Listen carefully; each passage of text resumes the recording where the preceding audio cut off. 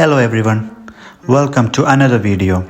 അപ്പോൾ എന്നത്തെയും പോലെ തന്നെ രാവിലെ നേരത്തെ നമ്മൾ യാത്ര തുടർന്നു. വിൻ്റർ ആയതുകൊണ്ട് രാവിലെ കാറൊക്കെ ഫ്രോസൺ ആയിരുന്നു. അതിൽ നിന്നൊക്കെ മാറ്റിയെടുത്ത് വരുമ്പോഴേക്കും കുറേ സമയമെടുത്തു.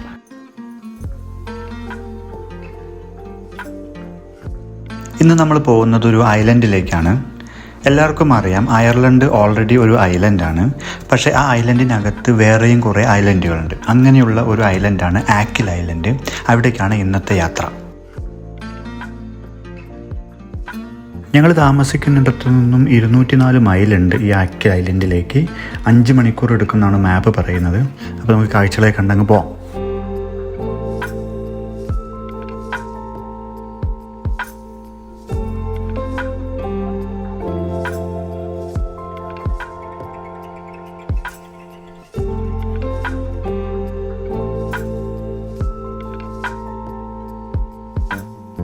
ക്രിസ്മസും ന്യൂ ഇയറൊക്കെ കഴിഞ്ഞിട്ടുണ്ടെങ്കിലും അതിൻ്റെ ഡെക്കറേഷനൊന്നും ഇവിടെ അഴിച്ച് തുടങ്ങിയിട്ടില്ല.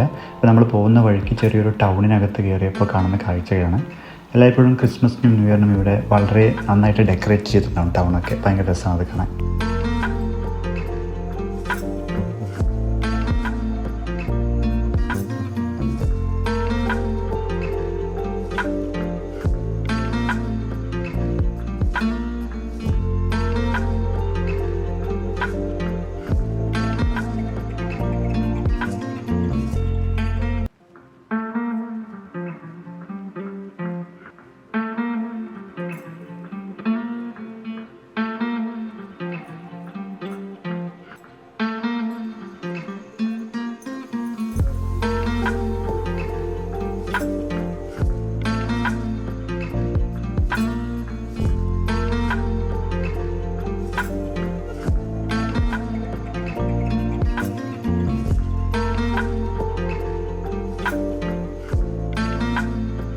യൂറോപ്പിലൂടെ എപ്പോഴും യാത്ര ചെയ്യുമ്പോൾ തോന്നിയിട്ടുള്ളത് വളരെ കുറച്ച് ജനങ്ങളും ഒരുപാട് വലിയ ഏരിയകളും ഉണ്ട്. അതുകൊണ്ട് തന്നെ തിരക്കില്ലാതെ മനുഷ്യരൊന്നുമില്ലാത്ത റോഡിലൂടെ നമുക്കിങ്ങനെ എത്ര വേണമെങ്കിലും ഓടിക്കാൻ പറ്റും.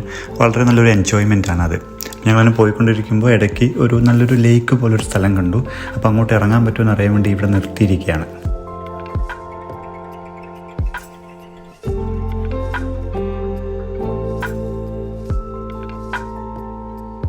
അങ്ങോട്ട് ഇറങ്ങിപ്പോയി നോക്കിയെങ്കിലും ലേക്കിനടുത്തേക്ക് പോകാനുള്ള വഴി ക്ലോസ്ഡ് ആയിട്ടാണ് കണ്ടത്. അതുകൊണ്ട് ഞങ്ങൾക്ക് ഇറങ്ങാൻ പറ്റില്ല. കൂടാതെ ഇന്നത്തെ വെതർ അത്ര നല്ലതാണെന്ന് തോന്നുന്നില്ല. മഴയുണ്ട്, നല്ല കാറ്റടിക്കുന്നുണ്ട്. കാറ്റെന്ന് പറഞ്ഞാൽ കൊടും കാറ്റുള്ള കാറ്റടിക്കുന്നുണ്ട്.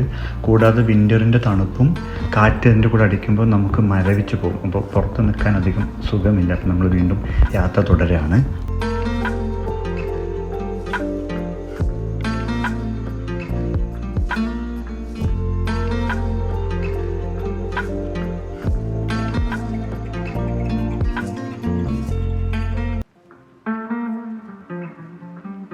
അങ്ങനെ നമ്മൾ ഐലൻഡിലേക്ക് എത്തി. ഈ കാണുന്ന ബ്രിഡ്ജാണ് ഐലൻഡിനെയും മെയിൻലാൻഡ് അയർലൻഡിനെയും ഈ ഐലൻഡിനെയും കണക്ട് ചെയ്യുന്നത്.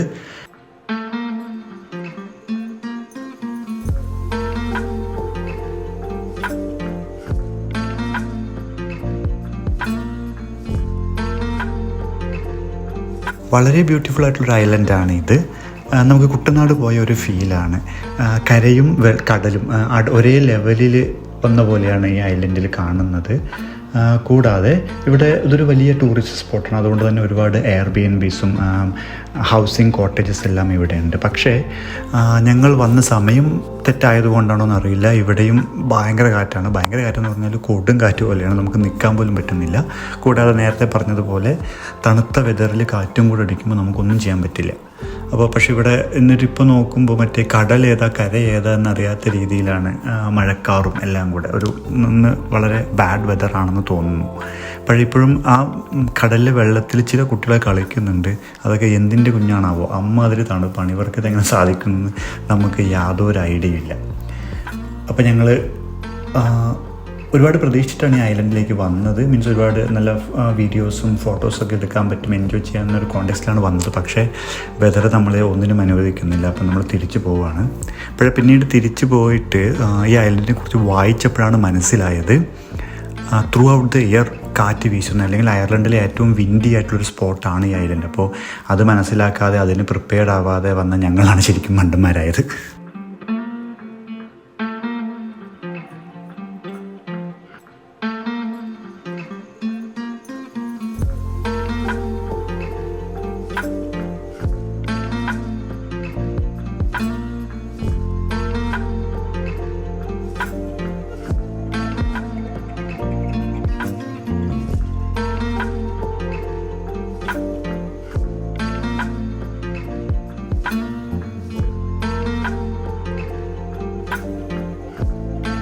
നമ്മുടെ അടുത്ത ലൊക്കേഷൻ ഡൗൺ പാട്രിക് ഹെഡാണ്. അതൊരു വ്യൂ പോയിൻ്റാണ്. അപ്പം അങ്ങോട്ടേക്കുള്ള വഴിയിലാണ് നമ്മളിപ്പോൾ ഉള്ളത്.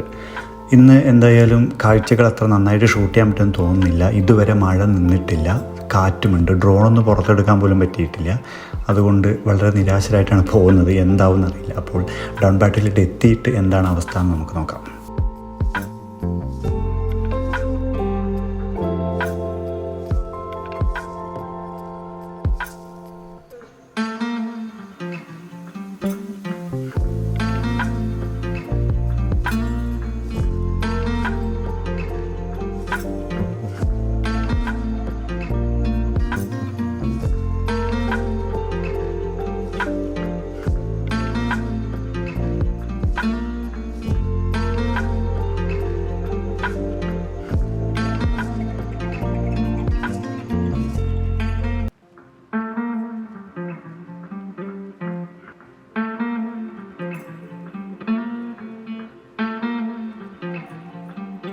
അങ്ങനെ നമ്മളിവിടെ എത്തിയിരിക്കുകയാണ്.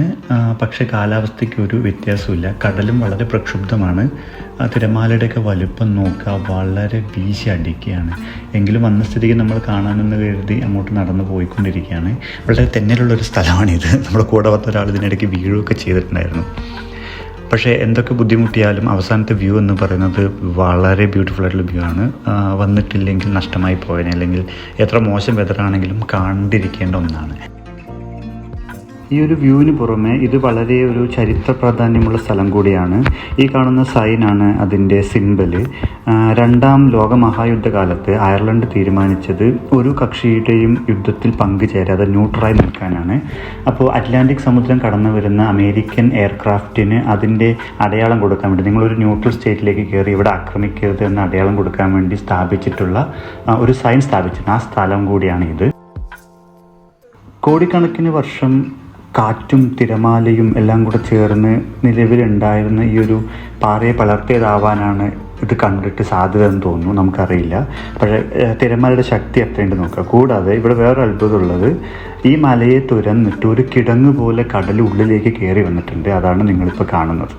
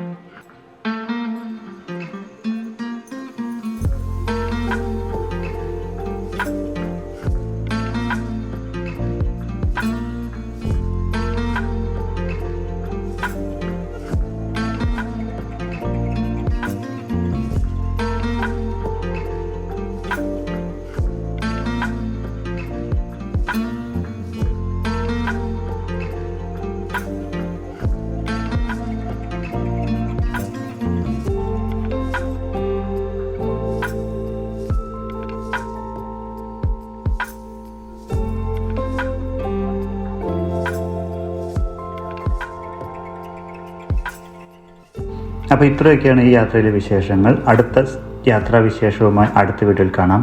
ബായ്.